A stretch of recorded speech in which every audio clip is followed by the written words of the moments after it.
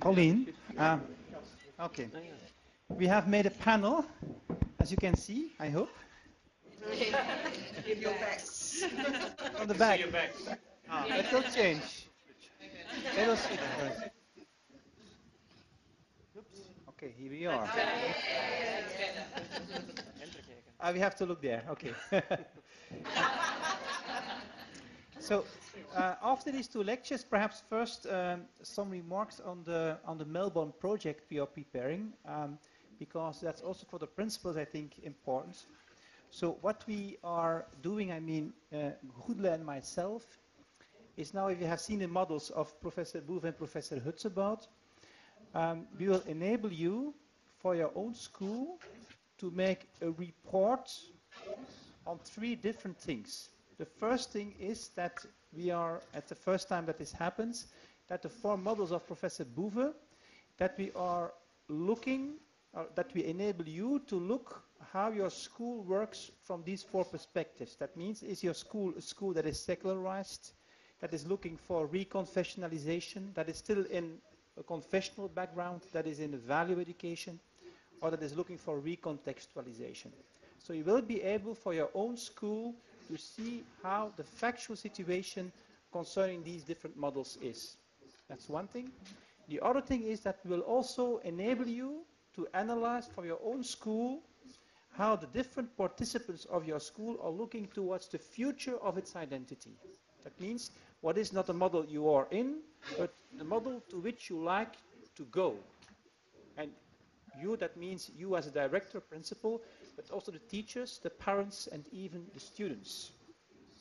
So you will have a kind of report of the factual type of your school, on the one hand, and the model your proper school is dreaming about or is striving to for the future. That's one thing, one element of the report. Another element of the report is what are the building blocks to go in that road. And for these building blocks, we will use the post-critical belief scales of Professor Hutsebaut. That means that you will have the result of how strongly is your school oriented towards second naivete, towards orthodoxy, towards relativism, towards external critique.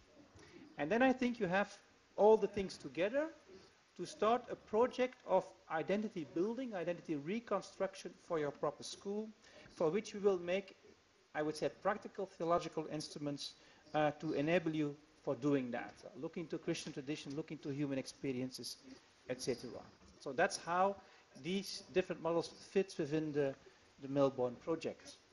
I don't know if this is helpful, but this will come to you and will be integrated by ICT applications in the Melbourne Catholic Education Office Service. At least that's what I understood that will happen. I'm looking to Tony, especially now.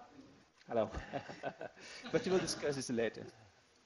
Now, going back to the 2 presentations we've heard, I would like to start a panel with one more question, saying to my colleagues that these are principals of primary schools, not, I think, isn't it, Pauline, mostly primary school principals, not secondary school. That means they have to deal with children. My question to both of you would be, if what you have said only applies for secondary schools or also for primary schools. That means, can you also work with children already with ideas like second naivete, ideas like recontextualization in primary schools? Or should you first have an initiation in a more, let's say, orthodox way, then later on to bring these children to second naivete? What would that mean for teaching these children and for the construction of the identity of the schools? Yeah, you'd like to start? Yes, of course, this has also everything to do with primary school, because primary school is not an island in the education of young people. Now, primary school, in one way or another, the goals of primary school are the starting point of secondary school. So in one way or another, this should be seen as a whole. There are indeed already on that level, for second naivete, for instance, already attitudes which can be trained with young people, which in one way or another prepare for second naivety, even if these young people are not yet at the level of second naivety. For instance, learning to deal with narratives is very important. Also to analyze in one way or another their home situation. Also, these little young people are already confronted with religious plurality. So the way in which is talked about religious plurality, in the way in which otherness is dealt with, in an open way or in a closed way, these are all things which in one way or another start already in primary school. So in that way, I wouldn't see an opposition or a discontinuity between the project of a primary school and the project of a secondary school or higher education. No, even to the contrary, I think if these attitudes are not yet trained in primary school, it will be very difficult to change attitudes in secondary schools. Okay. Thank you very much. Yes, we are trying now also to adapt the scale we have formulated at the beginning for adults and adolescents from 15, 16 years on. Now in a project we started past year, we have tried to adapt the questions to children. And on the moment I can say only that we have very good experience with that. We adapted a little bit the system, the format, because we thought in the beginning that the format we used for adults is a little bit too difficult for children of 10, 11 years. But it seems that it's possible to adapt a little bit and that we find more or less the same structure, and that's important. So on that moment, also children of the age of 10, 11 can distinguish between the four fields and give more or less the same basic structure we found with adults and adolescents. And secondly, we can say that they are perhaps more favorable to a more interpretative way of thinking than a literal way of thinking. So they are open for that, and I repeat what colleague Boeve was saying, we had to train them. And it's training from the beginning that we can try to do. And now we are trying to study if there is a relation. We have some very primary results to study if there is a relation between the attitude, the way of thinking of the teacher and the way of thinking of his class. We can do that on class level. So we compare ways of thinking of teachers and ways of thinking of children. And we see very clearly that there is a relation between the two. But it's only preliminary. We'll wait until we have more data. Okay, thank you very much. A question from deep down under. Didier, can I go back to Professor Boeve's talk and just ask a question ask him to comment in relation to the four models.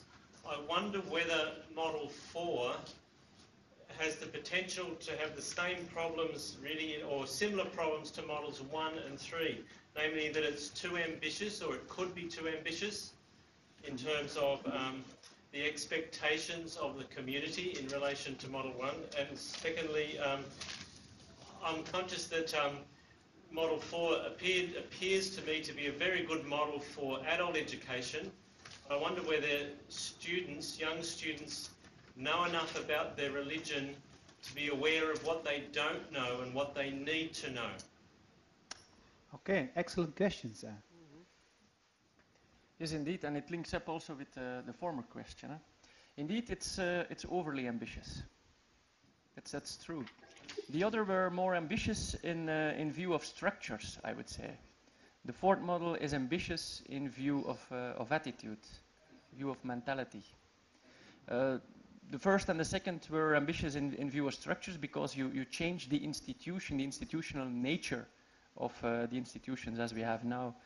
In the fourth, what you do change is the way in which Christian faith relates to a culture which, from Christian faith on, you recognize as detraditionalized and pluralized.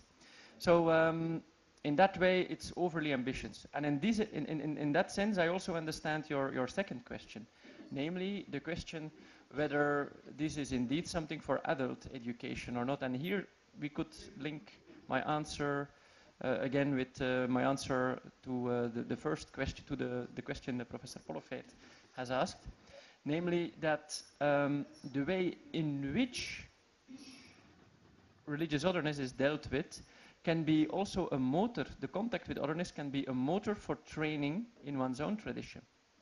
For instance, imagine that there is a little Muslim in the school, and that little Muslim has Ramadan. Well, that's a perfect occasion, I think, for a teacher in religion to inform Christians and non-Christian students in the class about Christian fasting, about Ramadan itself, but then also comparing this with Christian fasting and try to show how Christian fasting indeed is on the level of rituals, you could say, almost the same. It has to do with not taking food, or it has to do with at least something with the way in which we relate to food, but then how this on the symbolical level indeed functions very differently, and that different narratives are related to it, and that another symbolic universe is opened by it. So in that way, you could say, even on the level of cognition, of coming to know about one's tradition, plurality can offer opportunities. Of course, being able to live together in classes, the social contacts and so on, well, religious plurality plays also on that level already a role. Young people bring their home situation to school, and these home situations are pluralized as well. So in that way, I think a teacher with a clear eye on how the plurality is present already in the classroom because of what pupils bring from home or what pupils experience in class, that's another teacher than a teacher who considers of the pupils as merely all the same. I would like to add something purely from a psychological viewpoint. Perhaps we have the intention always in the strategy and the tradition to teach, to speak, to explain, for example, different traditions, fasting, Ramadan, etc., etc. And that starts from the basic condition of basic option that in fact what we think is influencing our behavior. So we have the idea that what we think, so we try to change thinking. And then we have the idea that if we try to change thinking processes, that children or adults will behave differently. No, I think it's a little bit dangerous. I think the reverse process is going as well and as good and perhaps better. So it's only a suggestion. Try to organize very concrete things with children of different cultural traditions. See how they behave with each other. And I think if they learn to live very concretely, you can organize different things, then of course they will change their thinking process. So perhaps we have to change a little bit the tradition that now we explain cognitively, and then we start from the idea that if they have other ideas, they will behave differently. I think that many psychological research has shown that in fact reverse is going on many more times. So organize concrete things, and then children will see how that is going on, and they will learn from each other a very concrete situation. I say everything, the best thing you can do with a little child of 3, 4, 5 years, that's make a pancake. Not explaining how you make a pancake, but trying to make a pancake together, and he will understand how you make a pancake. Okay, is this answering your questions? Yes. Okay. Another question? Yeah, just about, you alluded to some of that, the relationship of young children within their family context. And I just wonder whether in the research there'd be room for looking at families rather than just the children, because they haven't grown to the stage where they're just going off on their own tangents, but they actually are. We do deal a lot with families, not just with the children themselves. But you alluded to that a bit, in saying that they're a product of their families. Yes, I can give a very short answer. We have gathered data where we try to analyze the data of fathers and mothers and data of people of 70 years old. So it's not children, perhaps still children. 70 years is dangerous to call them children. So we have interviewed parents, fathers and mothers, and also boys and girls of 17 years. And we have seen very clearly, and that's a little bit against the kind of underlying hypothesis of a generation gap. We have seen very clearly that the similarity between fathers and mothers and boys and girls is higher than the difference. So it means in the home situation, younger people, also 17 years, but they have from themselves the idea that they're making distance from their parents, because you have to be different from that old guys, that in fact they are very similar. And that I agree fundamentally with you, the home style, how parents are interacting with these kind of things, is influencing clearly the way of thinking of adolescents, and I think certainly much more of little children. But we are not always aware of that, of course. Okay. If we could take that, if I could take that a little bit further, could you comment then on the notion that we have a generation of children in our schools whose parents don't have that religious knowledge and experience, and therefore are not able to pass that on to the children. So where does that leave schools in terms of educating children in faith with a lasting example? Yes, this is indeed, I think, one of the big problems of our Catholic schools also in Flanders. That is that the home situation as a catechizing situation is virtually absent. So in that way, recognizing plurality is, of course, very interesting when you have Muslims in class and so on. But I think even among the so-called Christians, there is already a lot of plurality. For instance, I don't know about you, but some people are more regular mass goers than others. But for young children, this is not so evident because they all do their communion, for instance. But then some of them have to go more to mass than others because of for their parents. Well, for these children, this is a situation of quite some discussion, not only with the parents, but also in view, yes, but all the others do these things as well. I go to mass, they don't. How does this work? So in that way, I would say it's not, so even indifference or being post-Christian is also a position on a plurality of fields and that situation can be taken into account for developing a process of identity construction from the very practice on, because it is indeed your own children or children in the class who say, yes, I'm going to mass, I'm not going to mass, and so on. Whereas they are all baptized. So even in situations from which we would say, yes, but we still have a Christian environment, because of the internal secularization, there is a kind of pluralization going on. So I would say even in that situation where young people do not get a lot from home, and so could be virtually conceived of as post-Christians, there is some plurality over there.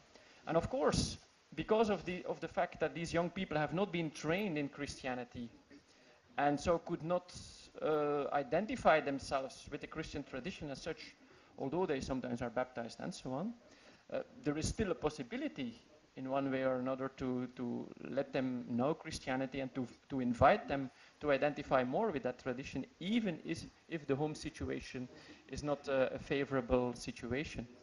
But you all know that, well, if catechesis is not supported from home on, well, it becomes very, very difficult. And then often, people only make their choices when they are more grown up. Okay. Another question? Yeah. Go ahead. A comment on teacher beliefs. I was interested, the fourth model is ambitious on attitude, and I wondered what the data on the belief scales is telling us about our teachers. Which area do they tend to focus in on in terms of the data you have? Well, of course, we should wait now upon the results, because that's precisely what in Australia will be tested. So the two models will be related to each other. Of course, on theoretical grounds, there is the presupposition that the fourth model and the second naivete, that there should be a strong interaction between the two. Although, of course, in the other models, well, I can imagine that you could have second naivete also with a very open reconfessionalizing school. Whereas you could be with a neutral school could be in literal what is it again, atheism, so external critique. So in that way, there should be a relation between the two. But as for now, I think the research in Australia still should be done. I don't know whether there is already research available for Flanders. No, even there we still are at the beginning of this research. I would like to ask to my colleagues another question. It's my own struggle. Most of the questions from Australia came from the relativistic side, but you have also a church and church authority, which looks to this whole discussion not from the relativistic side, but from the orthodox side. So, and from that perspective, the critique is that recontextualization is vague. Reconfessionalization, that's very clear. What you need to do, you have objective criteria, for example, for taking in children, or taking in parents, or taking in teachers, while recontextualization is something vague. So my question would be, how can you see concretely that a school is recontextualizing? That would be my question to Professor Boeve. To Professor Hutsebaut, I would ask the question, how can you see the difference between someone who is in second naivete and someone who is in relativism? I think it's the same question, but more from the psychological perspective. And I think from the perspective of those who are orthodox, it's absolutely important that we are able to answer that question as clear as possible. It can be rather short. It's absolutely clear. Relativism, certainly what older people are not considering themselves as believers. They are considering themselves as unbelievers. So, in fact, they are interested, but they're not committing. That's a basic difference. The second naivete are committing themselves. For example, you see very clearly, you don't find, certainly not in adults, relativists who are engaged in church work. You see only people committed to the parish, for example. You don't see them. And certainly their self-description is in fact unbelief. You see for example, we have now a little study about what you could call Christian atheists. So people belonging to the Christian tradition, but considering themselves as atheists. For me, as a simple psychologist, it was a little bit difficult in the beginning. But you see clearly, these people are or external critique or relativism. They are not believing in God, or they say not believing in God, and you will not find them in the second naivete. So there is an overlap, and I think it's going together, self-description, description of concrete activities where they are engaging, and the position they take. Of course, there can be exceptions, that's clear. But generally speaking, you see very clearly a big difference. That's a very clear answer. Thank you very much. Yes, that was good. Yes.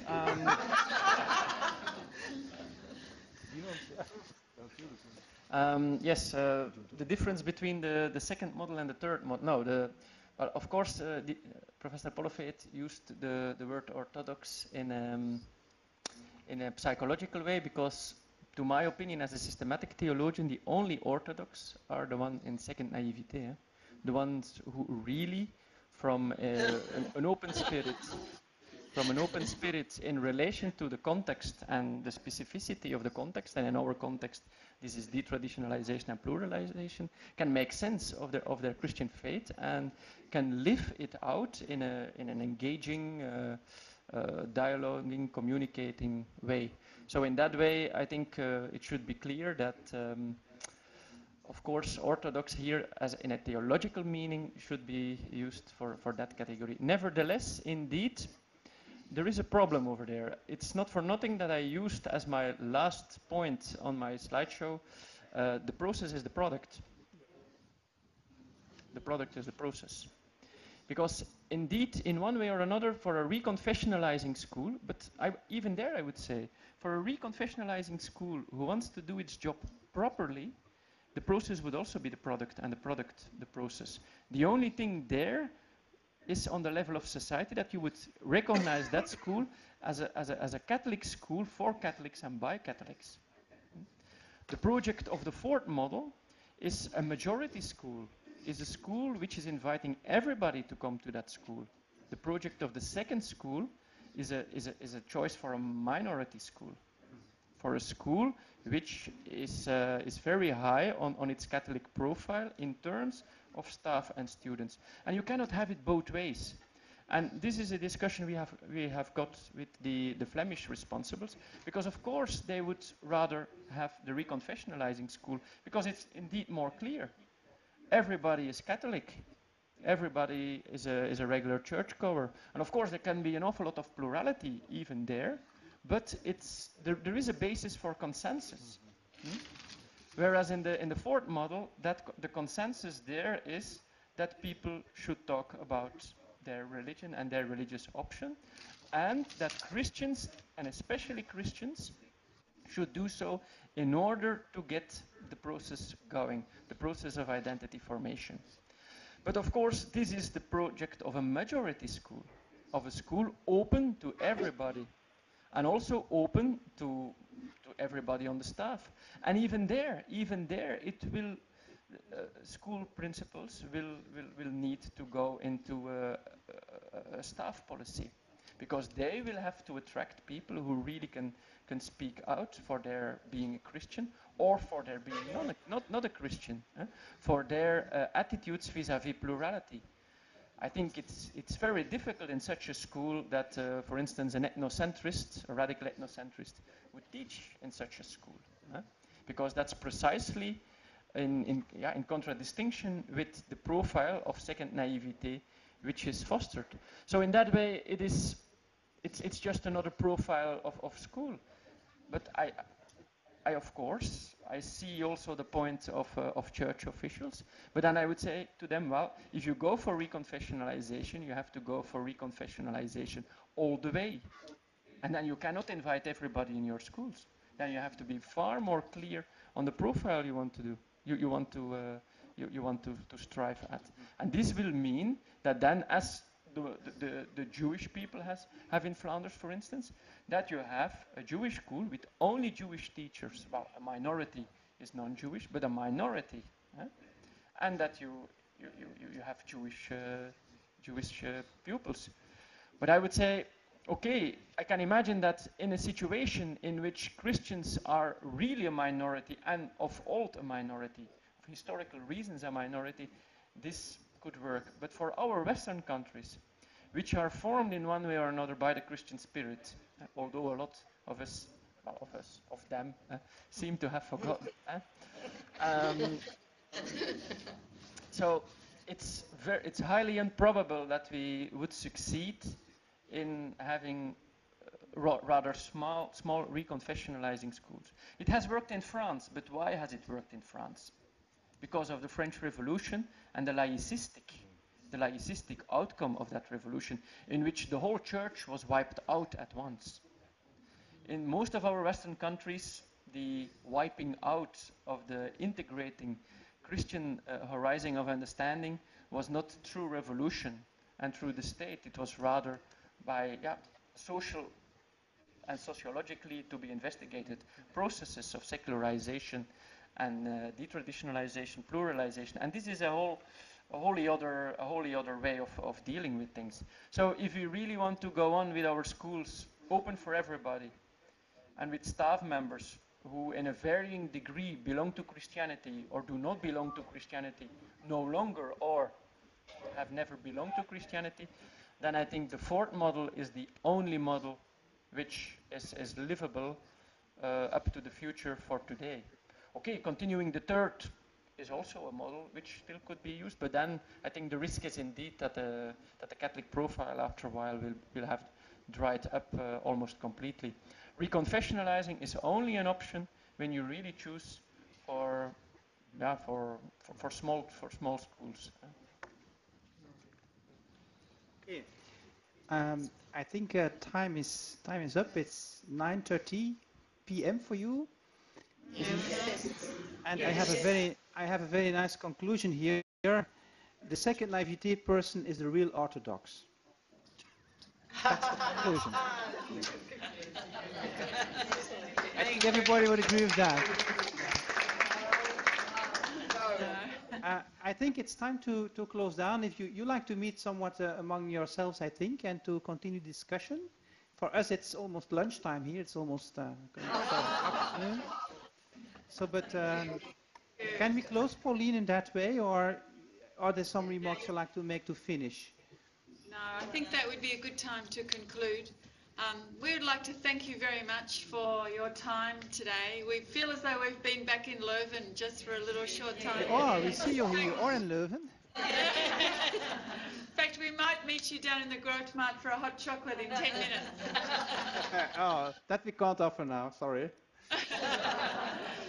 I'll be in touch with you in the next few days, Didier, and we'll have a talk about it. But it's been a fantastic experience, and we've really enjoyed our continuing conversation with Leuven. It's been amazing. So we thank you. So we continue in that way. So thank you to my two colleagues who were here this morning and who made up, I think, excellent quality in lecturing. And also they will be further involved in the connection between Melbourne and Leuven. Have a nice evening. Bye.